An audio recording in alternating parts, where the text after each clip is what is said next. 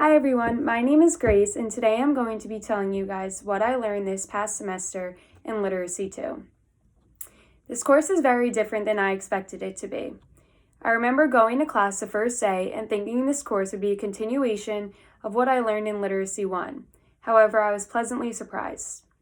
Throughout this course, I have learned several different concepts, activities, and ideas about literacy, learning, and the arts that I can incorporate into my social studies classroom one day. One important takeaway I have learned from this course is the importance of read-alouds. Read-alouds expose students to different types of genres and levels of text. They promote fluency and demonstrate proficient reading to students. From the very first day, Dr. Gladstone Brown began reading us a different nonfiction text each class meeting. My favorite was Edward the Emu. I learned so much about read-alouds from watching Dr. Gladstone Brown.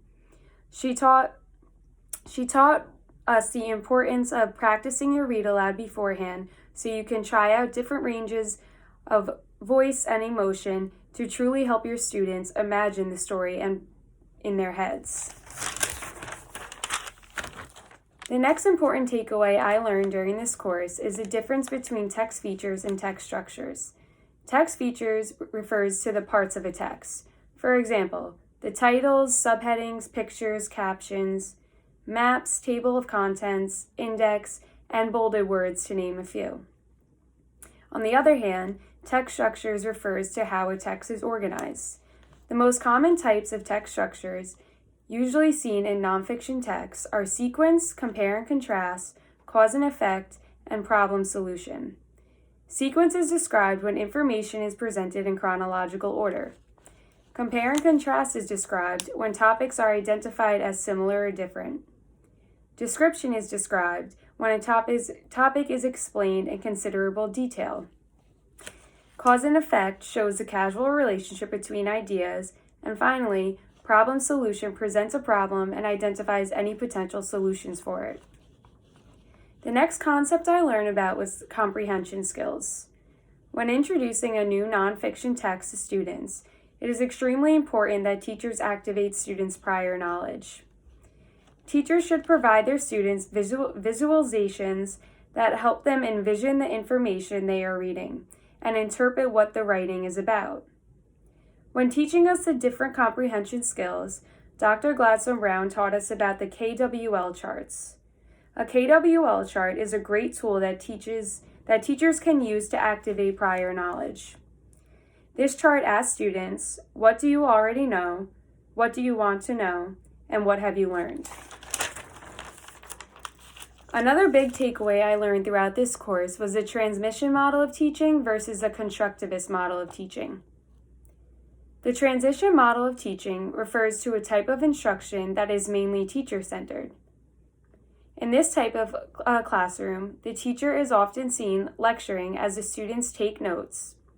Students in this type of classroom are often required to memorize facts and information.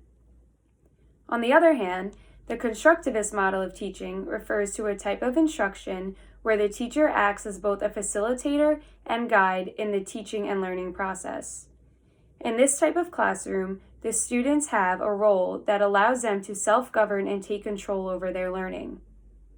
This type of instruction is extremely beneficial for students because it encourages them to be creative and explorers when it comes to their own learning. One of the most important takeaways I learned during this course was the importance of integrating the arts and music into the social studies curriculum. When I become a teacher, I will definitely be integrating art and music into my lessons. Art encourages students to be inventive and creative. It helps students look at things with a different perspective and develop deeper understandings for the things they are learning. Integrating music into the classroom can also be extremely beneficial. Music allows students to connect, collaborate, and build relationships with one another. And who doesn't love music? It is a great way to boost the class's energy and relieve any form of stress that your students may have. The last big takeaway I learned from this course was my experience creating a 3-week social studies unit plan. When I first received this assignment, I wanted to run for the hills. However, with the help of my classmates and Dr. Gladstone Brown, I soon realized that this assignment wasn't too bad. I decided to focus my unit plan on the second grade topic of community growth. In my lesson, I taught my students about the different characteristics in communities. I wanted to highlight the importance of community helpers and how different people play a role in helping their community grow. Throughout my lesson plan, I incorporated several different concepts and ideas I learned throughout this course. For example, the lesson consisted of an anticipatory hook to activate my students' prior knowledge, a read aloud, several reading strategies, and of course, an art project. When creating this lesson, I realized how important the topic is for young students to understand, especially during this time. My lesson plan highlights the important role that healthcare workers such as nurses, doctors, police officers, and firemen play in helping a community grow. If I was given the opportunity to teach and implement this lesson to a second grade class, I believe it would be engaging and enjoyable for each of my students. Overall, this course has helped me feel more comfortable and confident in myself as a future teacher.